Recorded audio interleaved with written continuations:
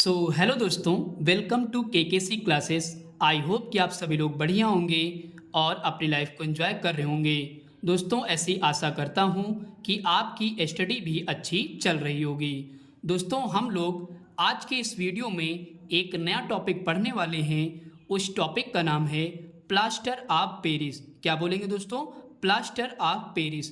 दोस्तों, इसको short form में हम लोग बोलते हैं पीओपी। क्या बोलेंगे? पीओपी बोलते हैं। ओके दोस्तों, इससे पिछले वाले वीडियो में हम लोग ब्लीचिंग पाउडर को अच्छे से कवर कर चुके हैं। जिन दोस्तों ने नहीं देखा है वो वीडियो जाके देख लीजिए, क्योंकि ये सारे क्वेश्चन जो मैं करवा रहा हूँ ये बोर्ड एग्जाम के लिए मोस्ट इम्पॉर्टेंट हैं। ओके दोस्तों, आइए दोस्तों वीडियो की शुरुआत करते हैं। और दोस्तों, हम लोग प्लास्टर ऑफ पेरिस के बारे में अच्छे से पढ़ते हैं। दोस्तों, इस टॉपिक को इस प्रकार पढ़िए कि ये टॉपिक आपके दिलों और दिमाग में अच्छे से बैठ जाए, ताकि आप बोर्ड एग्जाम में अच्छा कर पाएँ। ओके दोस्तों, तो आइए दोस्तों हम लोग शुरुआत करते हैं। दोस्तों, हमारी पहली हेडिंग है रासायनिक नाम, यानी कि प्लास्टर ऑफ पेरिस का रासायनिक नाम क्या होता है। तो आइए दोस्तों समझते हैं। तो यहाँ पे दोस्तों हमने लिखा है कैल्शियम सल्फेट हेमीहाइड्रेट। दोस्तों क्या बोलेंगे? Calcium sulphate hemihydrate. इसके बाद दोस्तों दूसरी हेडिंग है प्लास्टर ऑफ पेरिस का रासायनिक सूत्र CaSO4 इंटू हाफ H2O।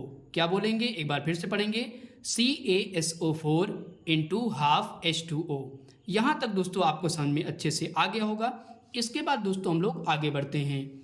दोस्तों, हमारी अगली हेडिंग है प्लास्टर ऑफ पेरिस बनाने की विधि। तो आइए दोस्तों समझते हैं। जब जिप्सम को 373 केल्विन ताप पर गर्म किया जाता है तो यह जल के अणुओं को त्याग कर प्लास्टर ऑफ पेरिस बनाता है। ओके दोस्तों, एक बार फिर से पढ़ते हैं। जब जिप्सम को 373, दोस्तों 373 यहाँ पे केल्विन लिखा है और कहीं कहीं दोस्तों 100 डिग्री सेल्सियस भी लिखा होता है। तो आइए दोस्तों हम आपको एक बार समझा देते हैं। तो यहाँ पे दोस्तों मैंने लिखा है 373 केल्विन।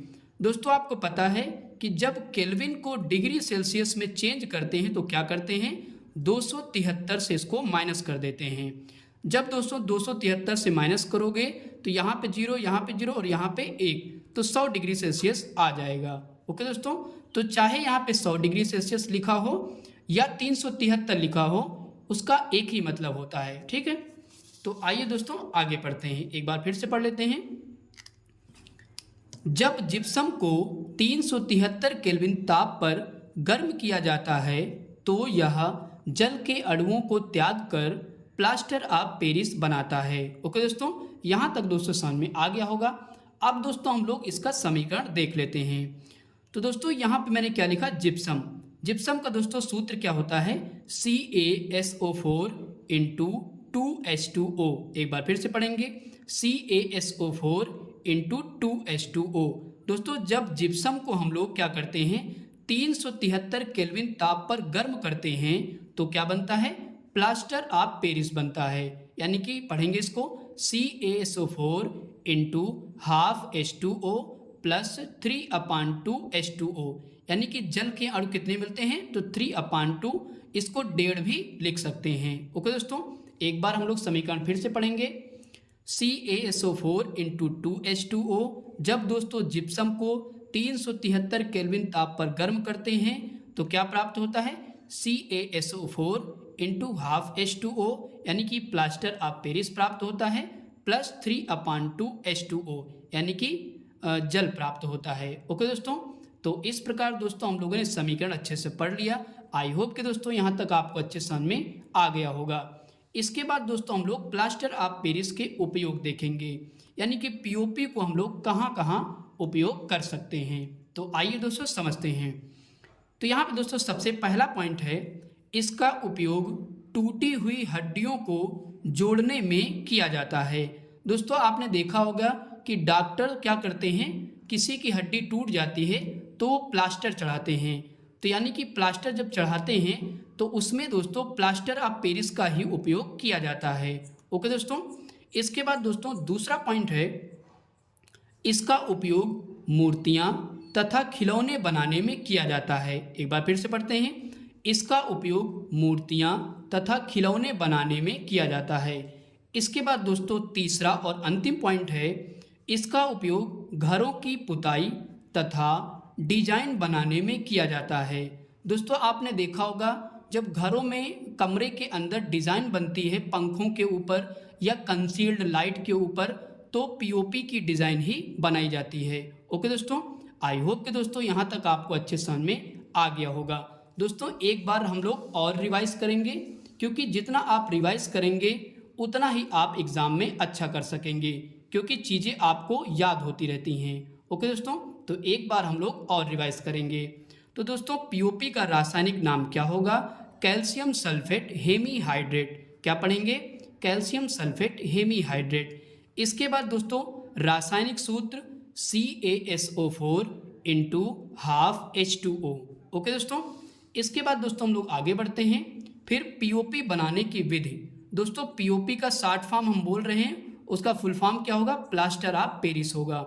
यानी कि प्लास्टर ऑफ पेरिस बनाने की विधि पढ़ते हैं। तो जब जिप्सम को 373 केल्विन ताप पर गर्म किया जाता है तो यह जल के अणुओं को त्याग कर प्लास्टर ऑफ पेरिस बनाता है। ओके दोस्तों, तो आइए अब समीकरण पढ़ते हैं। CaSO4 into 2H2O। जब दोस्तों जिप्सम को, ये किसका सूत्र है? जिप्सम का। कभी कभी दोस्तों एक नंबर में जिप्सम का सूत्र भी पूछ लेता है। ओके दोस्तों, जब दोस्तों जिप्सम को 373 केल्विन ताप पर गर्म करते हैं तो CaSO4 इंटू हाफ H2O यानी कि प्लास्टर ऑफ पेरिस प्राप्त होता है, प्लस 3/2H2O और जल प्राप्त होता है। ओके दोस्तों, इसके बाद दोस्तों हम लोग पीओपी के उपयोग देखते हैं। एक बार फिर से रिवाइज करते हैं। पहला पॉइंट है, इसका उपयोग टूटी हुई हड्डियों को जोड़ने में किया जाता है। दूसरा उपयोग है, इसका उपयोग मूर्तियाँ तथा खिलौने बनाने में किया जाता है। और इसके बाद तीसरा और अंतिम उपयोग है, इसका उपयोग घरों की पुताई तथा डिज़ाइन बनाने में किया जाता है। ओके दोस्तों, तो इस प्रकार दोस्तों हम लोग ये छोटा सा टॉपिक अच्छे से कंप्लीट कर चुके हैं।